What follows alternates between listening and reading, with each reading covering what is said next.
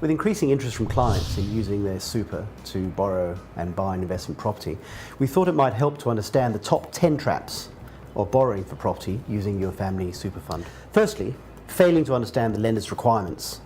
In particular, your trust deed must allow borrowing, and many banks require use of corporate trustees. Secondly, failing to appoint an SMSF or SMSF loan champion.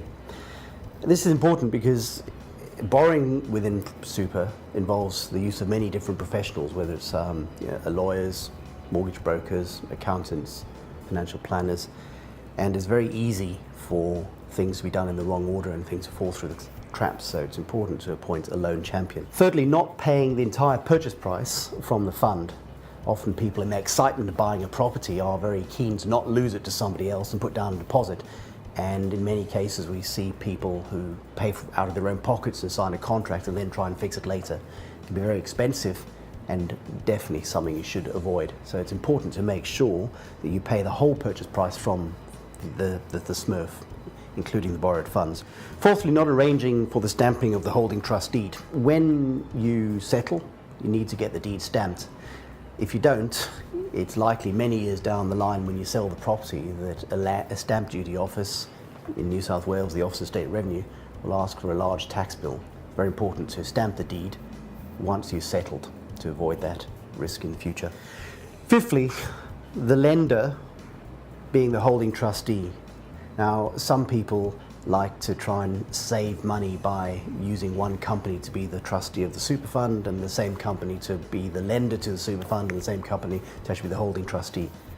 That is a recipe for disaster. You'll be breaching the SIS rules, which is the rule covering super, have capital gains tax issues and also land tax issues. Sixth trap is the holding trustee being listed as the borrower on the paperwork. It's another one of those mistakes. It's very easy to do, but very expensive if you do it. The parties to the loan must actually be the self-managed super fund and the lender.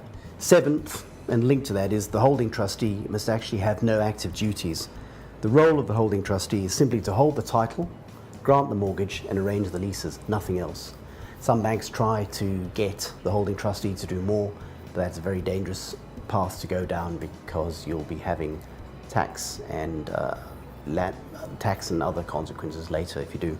The eighth trap is the SMSF trustee as the purchaser and mixing structures.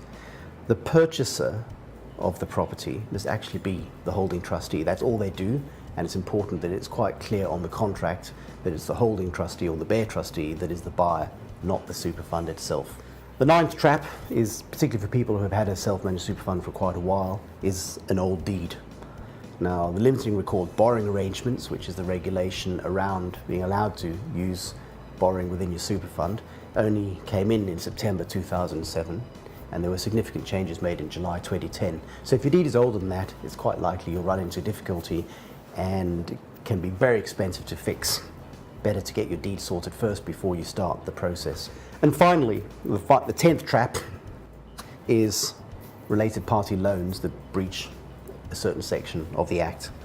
The key thing is that if you are going to lend money to your super fund, it must be at rates no more favourable than another party. So really use market rates. Now, there are certain rules around charging a low rate of interest, but it's important to seek advice, and in the Act it must be at rates no more favourable than to other parties. Overall, borrowing via your family super fund is not hard, but it's also very easy and very costly to get wrong. Thank you for watching.